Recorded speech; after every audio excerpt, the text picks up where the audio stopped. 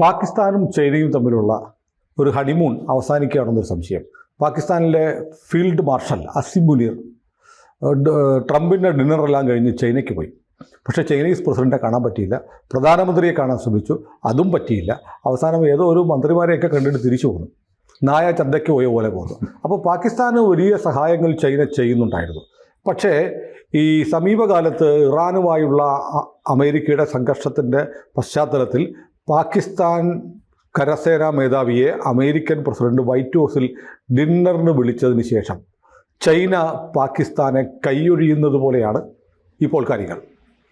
അല്ല, ചൈന പാകിസ്ഥാന്റെ ചീട്ട് വെട്ടി, അതിനകത്ത് യാതൊരു സംശയമില്ല. ബെൽറ്റ് ആൻഡ് റോഡ് ഉൾപ്പെടെയുള്ള പദ്ധതി അതുകൊണ്ട് അത് തന്നെയാണ് അവരുടെ മെയിൻ ഇഷ്യൂ ഇപ്പോൾ എടുത്ത് ആ ഒരു കണ്ടൻഷ്യസ് ഇഷ്യൂ ആയിട്ട് പാകിസ്ഥാന്റെ മുമ്പിൽ വെച്ചിരിക്കുന്നത്. ഉദാഹരണത്തിന് ഈ ആസിഫ് മുനീർ മറ്റേ ഡിന്നറല്ല ലഞ്ചിനാണ് ഉച്ചഭക്ഷണത്തിനാണ് കൊണ്ടുപോയത്. ഡിന്നറും അല്ല. ഉച്ചഭക്ഷണത്തിന് കഴിഞ്ഞപ്പോഴത്തേക്ക് അവിടെ ഉച്ചഭക്ഷണം കഴിച്ചു കഴിഞ്ഞ് ഈ ആസിഫ് മുനീർ ഏമ്പക്കം വിട്ടപ്പോഴത്തേക്ക് ചൈന ഇവിടെ വെട്ടിക്കഴിഞ്ഞു. കാരണം ഇത് 40 ലക്ഷം billion dollar Pakistan IMF sanction ചെയ്തതിന് തൊട്ട് പിന്നാലെയാണ് ആസിം മുനീർ ഇവിടെ ലഞ്ച് കഴിക്കാൻ പോകുന്നത്. അപ്പോൾ അത് സംഗതി വളരെ വ്യക്തമായി. അമേരിക്കയുടെ താല്പര്യം കൊണ്ട് തന്നെയാണ് ആ 40 ലക്ഷം ബില്യൺ ഡോളർ പാകിസ്ഥാന് കിട്ടിയത്. അത് എന്തിനാണെന്ന് വെച്ച് കഴിഞ്ഞാൽ അമേരിക്കയുടെ തന്നെ ആവശ്യത്തിനാണ്. കാരണം ഇപ്പം നമ്മളിപ്പം ഈ ജിയോ പൊളിറ്റിക്സ് നോക്കിക്കഴിഞ്ഞാൽ ഇങ്ങനെ രൂപപ്പെട്ടുകൊണ്ട് വരുന്നത് ചൈനയും അമേരിക്കയും തമ്മിലുള്ള ഒരു പരോക്ഷ യുദ്ധമാണ് നടക്കുന്നത്. ഇപ്പോൾ ഇറാനിലും കണ്ടത് തന്നെയാണ്. ഇപ്പോൾ തായ്ലൻഡിലും കംബോഡിയയിലും അത് ശരിക്കും പറഞ്ഞാൽ അമേരിക്കയും ചൈനയും തമ്മിലുള്ള രണ്ട് കുട്ടിക്കുരങ്ങന്മാരെ കൊണ്ടിട്ട് ചോറ് വാരിക്കുന്ന പ്രക്രിയയാണ് കാണിക്കുന്നത്. അപ്പോൾ അതും ഈ രണ്ട് ശക്തികൾ തമ്മിലുള്ള ഏറ്റുമുട്ടലാണ് നടക്കുന്നത്. അപ്പോൾ അതിങ്ങനെ രൂപപ്പെട്ടുകൊണ്ടിരിക്കുകയാണ്. അങ്ങനെ വരുമ്പോഴത്തേക്ക് അതിപ്പോൾ സൗത്ത് ഈസ്റ്റ് ഏഷ്യയിലും കൂടി ഇപ്പം ഈ നമ്മുടെ യുദ്ധാന്തരീക്ഷത്തിലേക്ക് മാറ്റിക്കഴിഞ്ഞു. ഈ കംബോഡിയ തായ്ലൻഡ് യുദ്ധമായിട്ടില്ല, ഈ പറഞ്ഞ പോലെ അങ്ങോട്ടും ഇങ്ങോട്ടുള്ള മരണം നടക്കുന്നുണ്ട്. യുദ്ധം തന്നെയാണ്, പേര് യുദ്ധമായിട്ടില്ല എന്ന് മാത്രമേ ഉള്ളൂ. അപ്പോൾ ഈ ഒരു സാഹചര്യത്തിൽ പാകിസ്ഥാൻ എന്ന് പറയുന്ന സാധനമാണ് ഈ പ്രദേശത്തുള്ള സകല സംവിധാനങ്ങളുടെയും ആ സെൻട്രൽ പോയിന്റ് എന്ന് പറയുന്നത് സ്ഥലം. അമേരിക്കയുടെ ഒരു ബേസ് പോലെ, അമേരിക്കയുടെ ബേസ് പാകിസ്ഥാൻ എന്ന് പറഞ്ഞാൽ അമേരിക്കയുടെ ബേസ് ആയിട്ട് അവർ പ്രഖ്യാപിച്ചു. ആ പ്രഖ്യാപനം എന്ന് പറഞ്ഞാൽ ചൈന അടിക്കാൻ വേണ്ടിയിട്ടുണ്ടായിരുന്നു. അപ്പോൾ പാകിസ്ഥാനിൽ നിന്നുകൊണ്ട് പാകിസ്ഥാനെ ആസ്ഥാനമാക്കിക്കൊണ്ട് ചൈനയെ അടിക്കാനുള്ള ഒരു മുന്നൊരുക്കമാണ് ഇപ്പോൾ നടന്നുകൊണ്ടിരിക്കുന്നത്. ഇത് ചൈനയ്ക്ക് മനസ്സിലായി. അതുകൊണ്ടാണ് പറഞ്ഞാൽ 65 ബില്യൺ ഡോളറാണ് CPEC, അതായത് ചൈന പാകിസ്ഥാൻ ഇക്കണോമിക് കോറിഡോർ, ഇതിനു വേണ്ടിയിട്ട് ചൈന അമേരിക്കയിൽ ചെലവഴിച്ചിരിക്കുന്നത്. പാകിസ്ഥാനിൽ ചെലവഴിച്ചിരിക്കുന്നത്. അതായത് ഇപ്പോൾ അറേബ്യൻ കടലിലെ ജുവൽ എന്ന് പറയുന്നതാണ് ഗോദ്വാർ തുറമുഖം. അത് ബലൂചിസ്ഥാനിലാണ്. അതേപോലെ തന്നെ ഈ പോർട്ട്, ഹൈവേസ്, ഇങ്ങനെയുള്ള ഇത് റിഫൈനറീസ്, ഇങ്ങനെയുള്ള ഒരുപാട് പദ്ധതികളിലാണ് ചൈന ഈ 65 ബില്യൺ കൊണ്ട് മുടക്കിയിരിക്കുന്നത്.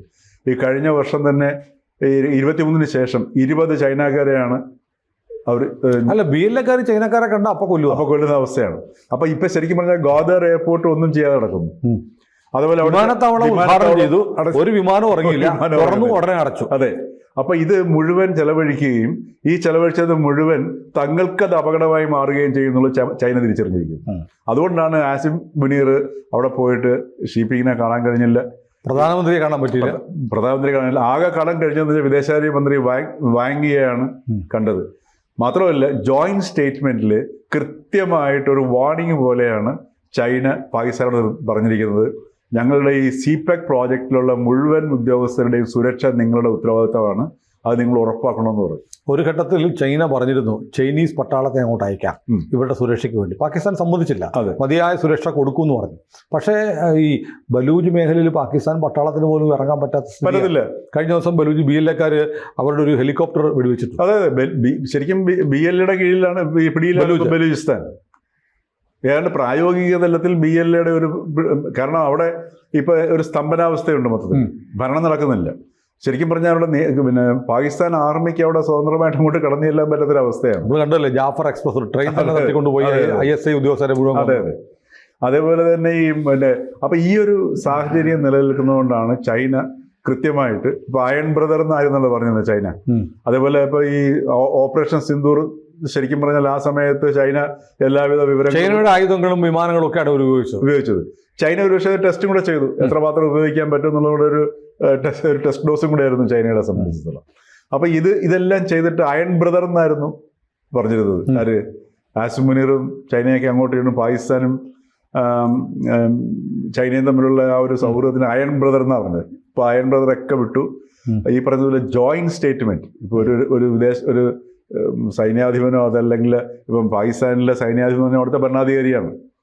പ്രൈം മിനിസ്റ്ററോ പ്രസിഡന്റോ പോകുന്ന പോലെ അല്ല, അതിനേക്കാൾ പവറിലാണ് ആസിം മുനീർ പോകുന്നത്. അവിടെ പോയിട്ട് ഈ ജോയിന്റ് സ്റ്റേറ്റ്മെന്റിൽ ചൈനയുടെ ആവശ്യമാണ് പ്രധാനമായിട്ട് വന്നത്. അത് നടപ്പിലാക്കിക്കൊള്ളാമേ എന്ന ഒരു ഉറപ്പാണ് പാകിസ്ഥാന്റെ മറുപടിയായിട്ട് വന്നത്. അപ്പോൾ ഇത് വ്യക്തമായിട്ട് ഇനി ഇതിനകത്ത് 2-3 സൂചനകളുണ്ട്. ഒന്ന്, പാകിസ്ഥാൻ പൂർണ്ണമായിട്ടും അമേരിക്കയുടെ പക്ഷത്തേക്ക് ചാഞ്ഞു.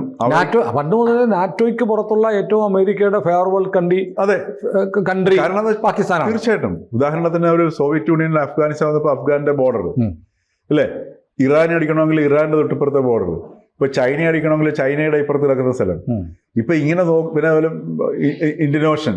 അപ്പൊ ഇങ്ങനെയുള്ള സകല നോക്കുമ്പോൾ പാകിസ്ഥാനെ പോലുള്ള സ്ട്രാറ്റജിക് പോയിന്റ് ഈ ഏഷ്യൻ റീജിയനിൽ വേറെയില്ല. അല്ല, ഇതിന് വേറൊരു കോൺസിക്വൻസ് വരാൻ സാധ്യതയുണ്ടോ? ഒന്ന്, ഈ BLAയുടെ അധീനതയിലുള്ള ബലൂചിസ്ഥാനിൽ വലിയ തോതിൽ ഇൻവെസ്റ്റ്മെന്റ് ചൈന നടത്തി കഴിഞ്ഞു.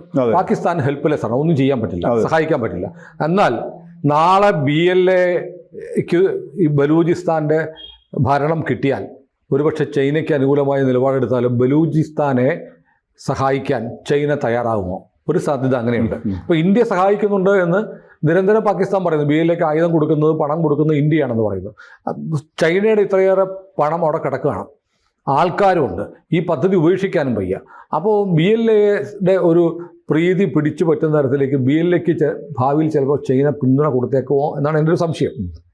രണ്ടാമത്തത്, ജിയോ പൊളിറ്റിക്സിൽ വലിയ മാറ്റം. ബ്രിക്സ് അതിശക്തമായി നിൽക്കും. ബ്രിക്സിനെ ട്രംപിന് പേടിയാണ്. ബ്രിക്സ് ഒരു കറൻസി ഇറക്കിയാൽ ഡോളർ തവിട് പൊടിയാവുമെന്ന് ട്രംപിനറിയാം. ഏതാണ്ട് ലോകത്ത് ലോക ജനസംഖ്യയുടെ 45% ബ്രിക്സ് രാജ്യങ്ങളാണ്. ആ 45% ബ്രിക്സിൻ്റെ സ്വന്തം കറൻസി ഉപയോഗിച്ചാൽ ഡോളറിൻ്റെ കഥ കഴിഞ്ഞു. കാരണം ബാക്കി $55 ഇല്ല. ബാക്കി GCCയിലൊക്കെ അവരുടെ നാണയങ്ങളുണ്ട്, വലിയ പവർഫുൾ ആയിട്ടുള്ള രാജ്യങ്ങൾ. യൂറോ കിടപ്പുണ്ട്. അതുകൊണ്ട് ഡോളർ അപ്രസക്തമാകുമെന്ന് പേടിയുണ്ട്. അതുകൊണ്ട് തന്നെ റഷ്യക്കെതിരെ, ചൈനയ്ക്കെതിരെ, ഇറാനെതിരെ, ഇന്ത്യക്കെതിരെയൊക്കെ ഭീഷണിയും സമ്മർദ്ദ തന്ത്രങ്ങളുമായിട്ട് ട്രംപ് നിൽക്കുകയാണ്. ഇതിനെ അതിജീവിക്കാൻ വേണ്ടി പിന്നെ ഞങ്ങളങ്ങ് ഒന്നിച്ച് നിന്നേക്കാം എന്ന് വെക്കുകയും റഷ്യയുടെ ഒരു ഇടപെടൽ കൂടി വന്നിട്ട് ഇന്ത്യയും ചൈനയും തമ്മിലുള്ള ഇഷ്യൂസ് പരിഹരിച്ച് ഒരു സഹവർത്തിത്വം ഉണ്ടാകാനുള്ള സാധ്യതയുണ്ട്. അല്ല, അത് ഇല്ലാതെ പറ്റത്തില്ല. കാരണം ഇപ്പൊ തന്നെ ഇന്ത്യയും ചൈനയും തമ്മിൽ ഒരു വർക്കിംഗ് റിലേഷൻഷിപ്പ് ഉണ്ട്. അപ്പൊ അതിന്റെ ഒരു ഉദാഹരണമാണ് ഇപ്പോഴത്തെ കഴിഞ്ഞ SCO മീറ്റിംഗിൽ ഈ നമ്മുടെ ഷാങ്ഹായ് കോർഡിനേഷൻ. അപ്പം രാജ്നാഥ് സിംഗ് പോയി, അതിനുശേഷം നമ്മുടെ ജയശങ്കറും അവിടെ പോയി. ജയശങ്കർ അവിടെ ഷിപ്പിങ്ങിനെ കാണുകയും ചെയ്തു. അപ്പൊ അത് ഷിപ്പിങ്ങിനെ ജയശങ്കർ കണ്ടതുമൊക്കെ ഒരു നല്ല ജസ്റ്റായിട്ട് കാണണം. കാര്യം വർക്കിംഗ് റിലേഷൻഷിപ്പാണ്. കാരണം ഒരിക്കലും ചൈനയെ വിശ്വസിക്കാനൊന്നും പോകുന്നില്ല, ഇന്ത്യ വിശ്വസിക്കുകയില്ല. ഒരു രാജ്യത്തിനും ചൈനയെ വിശ്വസിക്കാൻ പറ്റത്തില്ല എന്നുള്ളത് വേറൊരു കാര്യം. പക്ഷേ ചൈന ഒരു വർക്കിംഗ് റിലേഷൻഷിപ്പ് ഇന്ത്യയുമായിട്ട് ആഗ്രഹിക്കുന്നുണ്ട്. പരസ്പര വിശ്വാസത്തിൽ ഉറച്ചുള്ള ഒരു സഹകരണമാണ് ചൈന പറയുന്നത്. കാരണം ഇന്ത്യക്ക് ചൈനയും ആവശ്യമാണ്, ചൈനയ്ക്ക് ഇന്ത്യയും ആവശ്യമാണ്. രണ്ടുമുണ്ട്. ഇപ്പോൾ ഉദാഹരണത്തിന് ഇപ്പം നമ്മളുടെ ഇവിടുത്തെ വാഹന നിർമ്മാണ കമ്പനികൾ, അപ്പോൾ അവർ ഇപ്പോൾ റെയർ എർത്ത് ഇപ്പം നേരത്തെ പറഞ്ഞതുപോലെ ആ ഒരു ഉൽപ്പന്നങ്ങൾ ഉണ്ടെങ്കിൽ മാത്രമേ നമ്മുടെ ഇവിടുത്തെ ഈ ഇലക്ട്രിക് വാഹനങ്ങൾക്ക് മറ്റൊക്കെ പിടിച്ചു നിൽക്കാൻ പറ്റത്തുള്ളൂ. അപ്പോൾ അതിനും ചൈനയിൽ നിന്നുള്ള ഇറക്കുമതി നമുക്കും ആവശ്യമുണ്ട്. അതേപോലെ ചൈനയുടെ ഉൽപ്പന്നങ്ങൾ ഇവിടെ വിറ്റഴിച്ചേ പറ്റുള്ളൂ. അവരുടെ ഏറ്റവും വലിയൊരു മാർക്കറ്റാണ് ഇന്ത്യ എന്ന് പറയുന്ന സ്ഥലം.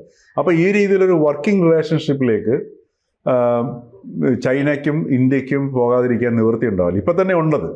അത് കൂടുതൽ വികസിപ്പിക്കുകയും ഈ പറഞ്ഞ പോലെ ബ്രിക്സിൻ്റെ കൂട്ടായ്മയ്ക്കകത്ത് നിന്നുകൊണ്ട് റഷ്യയുടെ ഒരു ഇടപെടൽ വരികയും അതോടൊപ്പം തന്നെ ആ ഒരു വേറൊരു യൂണിറ്റ്. കാരണം ഇപ്പോഴത്തെ വേറൊരു അവസ്ഥ എന്ന് പറഞ്ഞാൽ അമേരിക്കയെ ആരും ഒറ്റപ്പെടുത്തേണ്ട ആവശ്യമില്ല. അമേരിക്ക സ്വയം ഒറ്റപ്പെട്ടു. ഇപ്പോൾ അതിന് ബ്രിട്ടനുമായിട്ടുള്ള നമ്മുടെ കരാറിൽ വ്യക്തമാണ് സാധനം. അപ്പോൾ ഇതൊരു പുതിയൊരു ജിയോ പൊളിറ്റിക്സിന്റെ ഒരു ഫോർമേഷനിലേക്ക് മാറുകയാണ് ചെയ്യുന്നത്. യൂറോപ്യൻ രാജ്യങ്ങൾ ഇതുപോലെ അമേരിക്കക്കെതിരെ ഒരു കാലമില്ല. അതെ, കാര്യം അവരുടെ രക്ഷകനായിട്ട് കണ്ടുകൊണ്ടിരുന്നതാണല്ലോ അതെ അതെ അമേരിക്ക എന്ന് പറയുന്നത്. നാറ്റോയിലൂടെ അവരുടെ രക്ഷകനാണ് അമേരിക്ക. ഇപ്പൊ നമ്മൾ പാശ്ചാത്യം എന്ന് പറയുമ്പോൾ മുഴുവൻ ഈ അമേരിക്കയും യൂറോപ്പിനെയും ചേർത്തിട്ടായിരുന്നു പറഞ്ഞുകൊണ്ടിരുന്നത്. അതെ അതെ. ഇപ്പൊ നമുക്ക് പ്രത്യേകം എടുത്ത് മാറ്റി പറയേണ്ടിരുന്ന അമേരിക്ക വേറെ, പാശ്ചാത്യം വേറെ. അപ്പൊ അമേരിക്ക ഈ പറഞ്ഞ അമേരിക്ക ഫസ്റ്റ് എന്ന് പറയുന്ന പോലെ ഇപ്പം ട്രംപ് പറയുന്ന പോലെ അമേരിക്ക മാത്രം, അമേരിക്ക അലോൺ എന്ന് പറയുന്ന ഒരു അവസ്ഥയിലേക്ക് ഇപ്പൊ അമേരിക്ക എത്തിയിരിക്കുകയാണ്.